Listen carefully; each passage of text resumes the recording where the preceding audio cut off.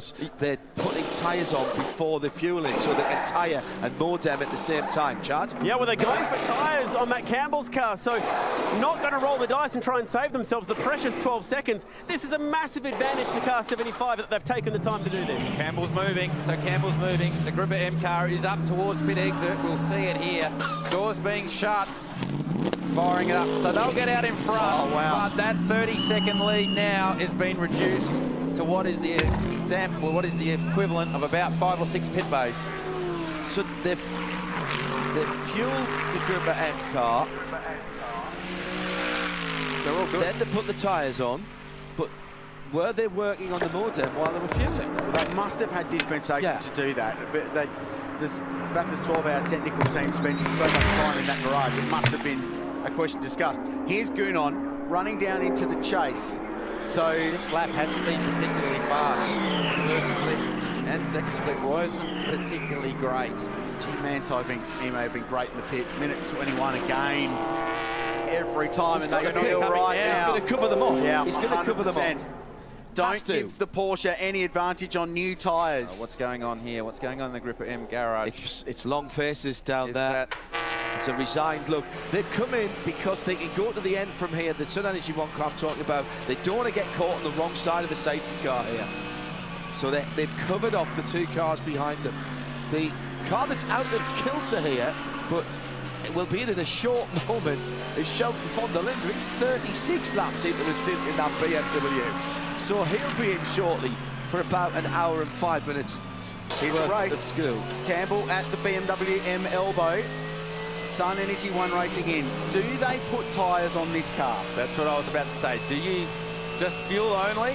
Well, they got tyres laid out. Or is that a Furphy? Or do you go for track position with 65 minutes to go and back your man in? If they put tyres on, Campbell leads. Engel leads. Engel leads, and does Gunon pop in between Engel and Matt Campbell? We know that Gunon was right on the tailpipe of that Porsche when Porsche came to the lane.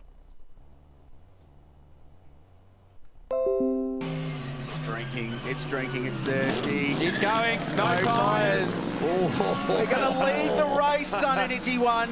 The defending champions emerge in front. It's all cleansed to the end of the race, and Jules Gunon has clear racetrack, and for the second time in 2 years, he's going to have Maro Engel chasing him down. There is a difference this year though, Rich. Jules Gunon has on a set of tyres that he will need to double stint to the end. Engel on a fresh set of tyres. He will have speed at the end of this one.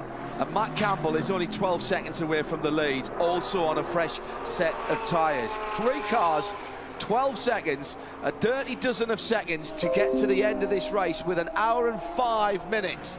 And the top 3 are in a battle. Meantime, Sheldon von der Linde came in from what was second place when he came in.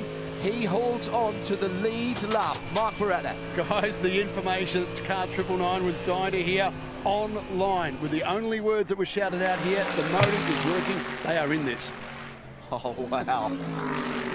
Oh, that's deep sigh of relief. It's taken us 10 hours and 55 minutes, but it's come to life big style.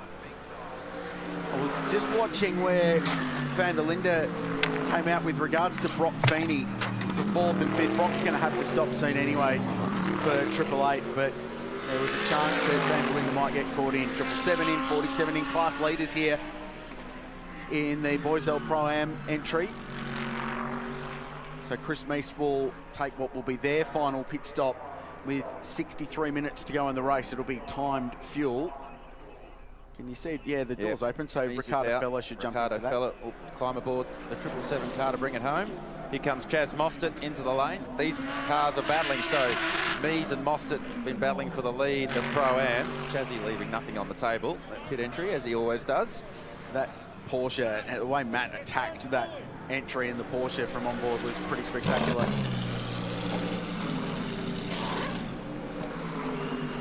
Some tyres going on down at Audi Sport Customer Racing Australia. So briefly the 65 will bump in front of Meese, and then it'll swap when Meese goes. They're basically a full pit stop behind the Sportsbet car, but they'll battle it out. Oh, drama at the right front for the 777 car.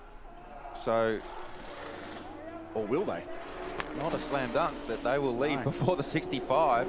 Still drama going on. I think Mostard's good to go to the end on that. They're doing bricks. They're doing pads. They're doing brake pads. They're doing pads. Well, they must have spotted that when they were doing the wheel change, and that's why the guy in the right front stepped away and signalled to the garage. Feeney in. So for his final stop. I've not seen a pad change on an Audi at the 12 hour before. Definitely never. I never did it in the team when I was doing the years. Let's hear from Chad.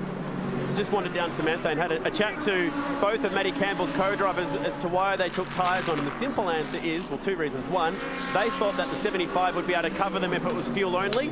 So they figured we might as well throw tyres on and hope for a safety car at some point. But it's just about pace. They just feel like they haven't got old tyre pace to be able to fight the Mercs if they're going to double stint. So the fingers crossed move here from Team Grello and the 912 is throw the new rubber on it and just pray for a safety car to punch him up. Put Matt Campbell back in the fight for a late race pass on fresher tyres. This brake pad change continues for the 777 car as Chaz Mostert leaves pit lane and will take over the lead in Pro-Am. And Mauro Engel has got to the back of the 75 Sun Energy One Racing AMG. Here it is. This is the battle for the race lead. 61 minutes and 30 seconds to go in the race. Everything's cleansed. They're good to go to the finish. And it's 0.8 of a second. And new tyres versus stint old tyres. Performance advantage on the Pirellis to the car in second, the bright yellow car. Whatever else is going on there, there is a performance advantage, and he's only going to make them last another 61 minutes. I'm saying that slightly sarcastically because, you know, who knows? Remember, Gunon did not leave anything on the table on the previous stint that these tyres did, so it's not like he looked after them to think that we will definitely double stint them. I feel like that was a call that was made late to get this track position, and he will have to deal with a tyre that will not be at its best. I mean, Engel has good speed now because the tyre is in its peak. It's coming in and it's working well. The performance advantage will start to negate as this stint goes on. So Engel will try and get this done as soon as he can while he has a tyre advantage, because the longer that he spends behind Jules Gunon, the less of an advantage he will have. And he'll get to the point in the middle part of the tyre stint where he'll have no advantage. So he's going to do it. He'll want to do it now. And these two getting to a scrap, all that does is bring the 912 into the equation as well and drags Matt Campbell closer. And let's be honest, we hope that the race will last for another 1 hour.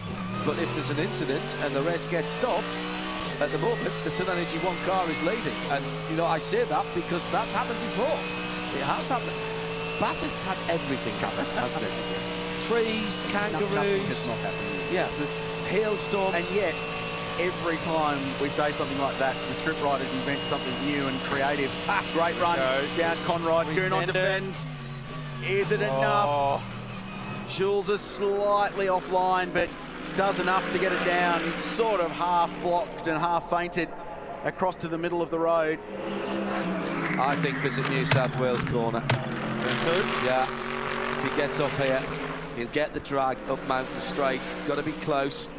Doesn't want to be too close into the first corner and get too much push. He needs a big drive advantage. Here he goes. He turned, he went in on a slightly different line to the leader there, just so he had the air on the front spoiler. Really smart driving from Engel. But what Gunon was doing there was squaring off the exit to get good drive traction off the exit of the corner to negate any of that mid-corner flow that Engel would have. He would have 2 or 3 kilometres an hour of a tyre advantage, a grip advantage through the mid part of the corner.